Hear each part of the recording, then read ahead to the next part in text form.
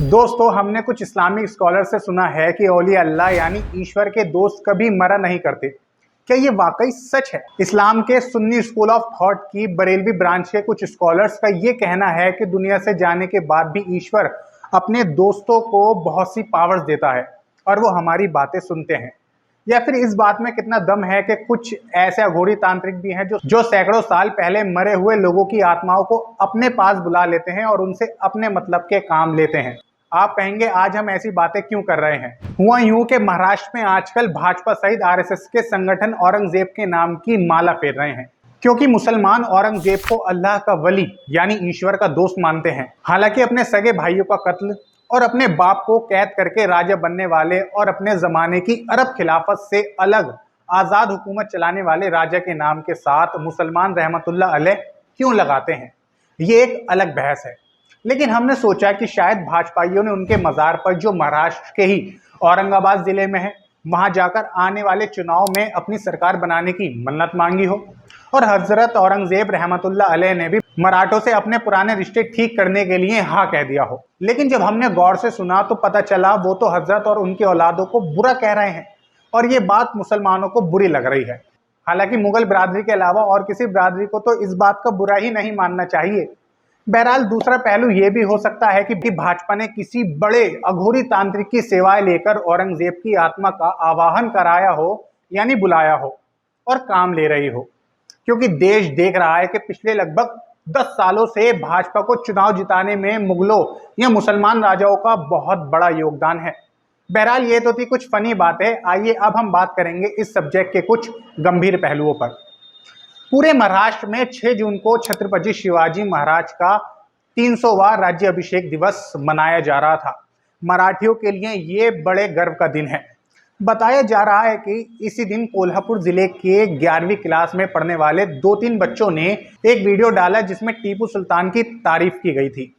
कहा जा रहा है कि वीडियो पहले MIM के एक ग्रुप ने शेयर किया था और इसी 6 जून को अहमदनगर में हर साल होने वाले उर्स के मेले में औरंगजेब के पोस्टर लगाए गए।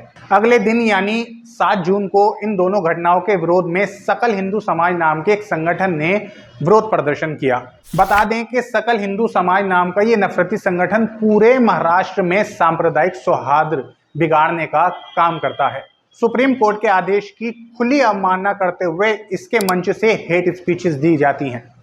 अगले ही दिन यानी 8 जून को कुछ हिंदू कट्टरपंथी संगठनों ने कोल्हापुर में एक मार्च निकाला और भीड़ वाले मुस्लिम बहुल इलाकों की तरफ बढ़ने लगी। दंगाइयों की इस भीड़ ने कोल्हापुर के शिवाजी चौक पर मौजूद एक मस्जिद पर पथराव किया। उसके बाद घरों और दुकानों को निशाना बनाया गया। भीड़ इतनी ज्यादा थी कि पुलिस कंट्रोल नहीं कर पाई।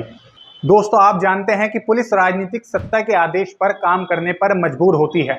इसने पुलिस पर तुरंत कार्यवाही ना करने, सही डिसीजन ना लेने के आरोप लग रहे हैं। कहा जा रहा है कि अगर पुलिस ने विरोध के पहले ही दिन अराजक तत्वों के खिलाफ सख्ती की होती तो उनके हौसले नहीं बढ़ते। महाराष्ट्र के उप मुख्यमंत्री और गृह मंत्री देवेंद्र फडणवीस के भड़काऊ बयान से इन आरोपों को और ताकत मिलती है। सवाल ये उठता है कि अचानक इतने औरंगजेब के औलादे कहां से पैदा हुई, इसके पीछे कौन है? उसके बाद महाराष्ट्र में राजनीतिक हंगामा शुरू हो गया। हर तरफ से बयान आने लगे। महाराष्ट्र के गृह मंत्री देवेंद्र फडणवीस ने अपने पद की गरिमा को धूल में झोंकते हुए भड़काऊ बयान दिया। आप इसे भाजपाई बयान भी कह सकते हैं, क्योंकि भड़काऊ और भाजपाई शब्द अब एक समान ही हो गए हैं। देवेंद्र फडणवीस ने कहा कि औरंगजेब की औलादों को सबक सिखाया जाएगा और अगर ओवैसी साहब की माने तो ये सबक गॉडसे की औलादें सिखाएंगी। तो फिर ये गॉडसे की औलाद कौन है, बोलो हमको। कोल्हापुर से कांग्रेस MLA सतीश पाटिल ने बताया कि भाजपा सांप्रदायिक माहौल बिगाड़कर चुनाव जीतने की तैयारी कर रही है। वो आगे कहते हैं कि कुछ लोगों ने ऐसा किया तो उसकी सजा पूरे मुस्लिम समाज को नहीं दी जा सकती। शरद पवार ने भी भाजपा सरकार की आलोचना करते हुए कहा कि महाराष्ट्र एक प्रोग्रेसिव राज्य है। यहाँ पर आमतौर पर भीड़ कानून हाथ में नहीं लेती, लेकिन RSS और उसके संगठन लोगों को उकसा रहे हैं। दोस्तों, अब कुछ अहम सवाल। तो आप जानते हैं कि पिछले 9 सालों में भाजपा की केंद्र सरकार और देश में सभी भाजपा शासित राज्य सरकारें विकास के हर मोर्चे पर पूरी तरह नाकाम रही हैं और इन पर करप्शन के गंभीर आरोप लग रहे हैं। औरंगजेब के बारे में कहा जाता है कि वो हिंदुओं से साल का 1.25% जजिया टैक्स लिया करता था।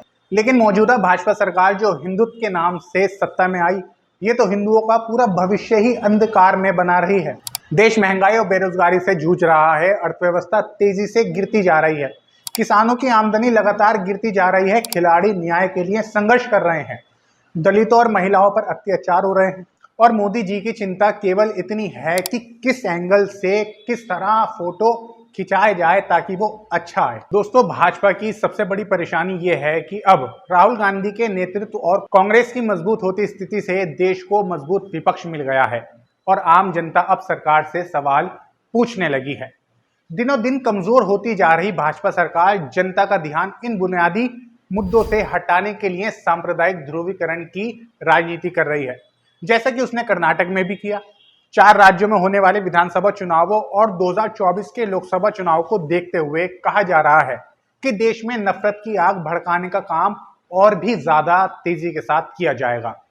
ऐसे में भारत का एक बड़ा नागरिक समूह होने के नाते भारतीय मुसलमानों की ये जिम्मेदारी है कि वो जोर शोर के साथ हर मंच से ये आवाज उठाएं कि कोई भी राजा या बादशाह महज मुसलमान होने की वजह से इस्लामी हीरो नहीं हो सकता और न किसी हिंदू राजा के अच्छे कामों को आप सिर्फ इसलिए नकार सकते हैं कि वे मुसलमान नहीं हैं। मुसलमानों ने महात्मा गांधी, नेहरू, इंदिरा, मुलायम, लालू वगैरह वगैरह न जाने कितने सेक्युलर लोगों को अपना नेता माना और ये सभी हिंदू हैं। राजा राजा होता है और वो अच्छा भी हो सकता है और बुरा भी। अच्छा राजा किसी भी धर्म का हो, उसकी तारीफ करना अच्छी बात है। छत्रपति शिवाजी महाराज की छवि महाराष्ट्र में एक ईमानदार, न्यायप्रिय और सभी धर्मों का सम्मान करने वाला राजा की रही है। यही वजह है कि वहां के रहने वाले हिंदू और मुसलमान सभी उनकी तारीफ करते हैं। कोल्हापुर के मुसलमानों ने इस मसले पर जबरदस्त सियासी समझ दिखाई। के जो आइडल हैं छत्रपति शिवाजी महाराज और शाहू महाराज जी हमारे आइडल हैं। दोस्तों, इस्लाम एक लोकतांत्रिक व्यवस्था है। इस धर्म में राजा या बादशाह का कोई कॉन्सेप्ट ही नहीं है, इसलिए किसी भी राजा या बादशाह को इस्लामी हीरो नहीं कहा जा सकता। दोस्तों, अपनी इस वीडियो का एंड करते हुए मैं कहूंगा कि किसी भी राजा के अच्छे या बुरे कामों का आकलन करना इतिहास का विषय है, इस्लाम का नहीं। पूरी वीडियो देखने के लिए बहुत बहुत शुक्रिया। चैनल को सब्सक्राइब जरूर करें और वीडियो को लाइक करें।